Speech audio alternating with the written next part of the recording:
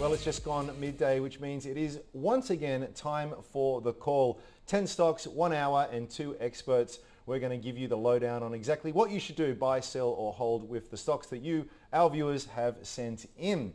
Let's start, if we can, gents, before we get to our 10 viewer nominated stocks. Let's look at our stock of the day. We thought we had to go with Tinybeans. Now, this is probably a bit under the radar for a lot of people. They provide a social media app, but one built around privacy for sort of sharing kids' photos, essentially. It had a pretty good result out today, record revenue and hitting cash flow positivity, which is always a nice thing to see when it comes to a small cap growth stock. Carl, is it one that you follow? No, it's not, Andrew, actually, and I keep saying this when I come on the show. This is why I love coming on the show, because I find out about stocks that I maybe didn't know about. I get to do a little bit of research on them, and quite often, like with Tinybeans, I like them, and I think this is a very, very interesting stock. Now, Jason mentioned in his introduction, I guess, his philosophy or methodology, so it sounds like he's a bit of a technical analyst. So ditto over here, said he's a trend follower, double ditto over here. For me, if you're a trend follower, look, you're never going to get the bottom, you're never going to get the top, but that's not your objective. Your objective is to get the big bit in the middle. And obviously, as Jason says, you want to have some rules around how you do that.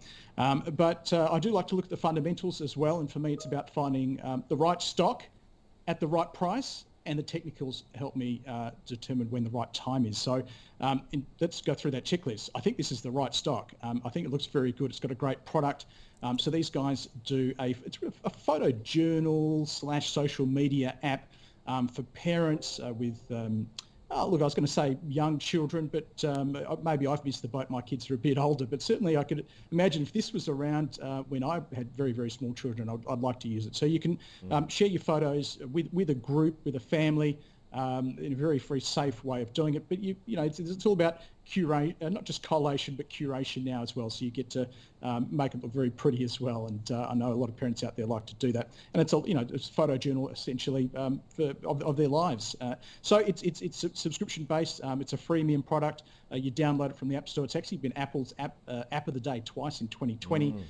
It's got 4.8 million subscribers. That was up 800,000 in the last quarter, 300,000 the quarter before that. So It's not linear growth. It's got sort of exponential growth here. It seems to be just catching on. It's just gone cash flow positive. So it's first quarter of cash flow positive. It's been operationally cash flow positive for the last couple of quarters, and that's just sort of accountant speak for if you back out research, development, and one-off costs, then it's making money. But I would suggest a company like this that's silly to back those things out. They are part and parcel.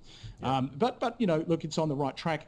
So I think it's the right company. It's got a great product. It's growing subscribers very quickly. It's well received by the market. Over 92% resubscribes. And the price isn't bad either. So that's the second checkbox.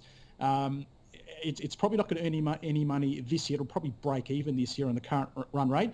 But then in FY22, I've got it earning anywhere between 2 is a very conservative estimate, up to about 7 cents per share. And if we just take the midpoint of that, that means you've got an FY22 P of 40, which sounds high, but for a growth stock of this magnitude, I don't think it's high, because you basically halve that in FY 2023. And that kind of gets me to the point here, which is this is a longer term play. This is not a buy now and expect this to double over the next few weeks. It's a buy now and expect it to double, triple over the next few years, because it's kind of hit that critical mass now where it's got enough subscribers that we go cash flow positive, and the profits start to roll in. So check on the right stock, check on the right price.